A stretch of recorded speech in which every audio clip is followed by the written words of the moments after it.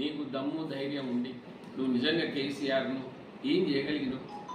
ఏం ఒక ఇంటిగా కూడా పీకలేవాళ్ళు ఏం చేసిరో చెప్పండి. లేదా ఆయన నీ ఎంత ఆయన ఎంత ఇటుకగల ఎన్ని ఇటుకలు పెట్టాలో ఆయనే చెప్తాడు.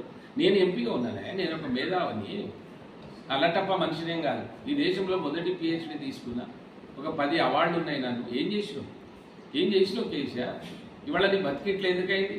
ఏం చేసిండు? పొంగులేటి శ్రీనివాసరెడ్డి అని టికెట్ ఇయ్యలే, ఏం చేసిండు? జితేందర్ రెడ్డి అని టికెట్ ఇయ్యలే. మేమేమైనా నీ కరప్టెడ్ దాంట్లో ఆ డీసెంట్రలైజ్ కరప్షన్లో మేమైనా భాగస్వామిలా? ఏం చేసిండు ఈటల రాజేందర్? ఎందుకు మమ్మల్ని అందరినీ బయటకు వెళ్ళిపోమన్నావు? కారణం ఏదో చెప్పు. ఆ గతిని బట్టి ఆ శిక్షను అనుభవిస్తూ ఉన్నావు. అందుకోసం మీరిద్దరు దొంగలే. మీరు దొంగలు కలిసి ఊళ్ళు పంచుకున్నట్టు ఆయన మీద ఏమైనా వస్తే నువ్వేస్తావు. ఇప్పుడు ఆయన నిన్నేదో అక్కడ అసెంబ్లీలో మాట్లాడిండు, ఆయన ఏదో చేసిండని ఆ భవన్లో ఇక్కడ హరీష్ రావు ఆయన ఎన్ని రోజులు చూపెడతారా ఈ సినిమా? ఈ డొక్కు సినిమా ఈ 10 సార్లు రిపీట్ అయినటువంటి రీల్ను ఎన్నిసార్లు చూపెడతారు? ప్రజలు ఏమన్నా అంత ఇదా? మీకంటే 100 రేట్లు తెలివి వారి ఉన్నారు ప్రజలు.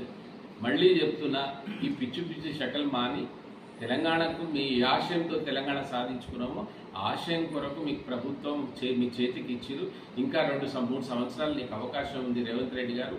ఈ కులాల మధ్య వాళ్ళ మీద ఈ పిచ్చి ఆలోచనలను మాని ఒక అభివృద్ధి దిశలో మీరు పోవాలని ఒక మేధావిగా, ఒక తెలంగాణ ఉద్యమకారుడిగా నీకు సలహా ఇస్తూ, మీరు బీజేపీ పార్టీకి వస్తే మీ బట్టలు ఉడదీయడం గ్యారంటీ అని మీకు మరోసారి చెప్తూ ముగిస్తాము.